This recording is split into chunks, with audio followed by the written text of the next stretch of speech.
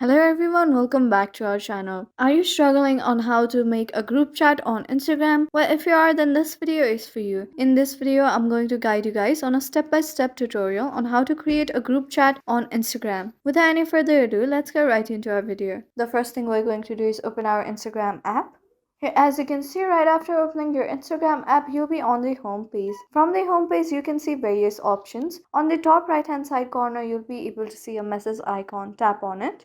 After tapping on the message icon, here you can see all the chats that you have. And on the top right hand side corner, you can see a pen and a board. Tap on the pen and a board icon. Here you can see all the chats that you have. You can select all the people that you want on your group chat and tap on create group chat.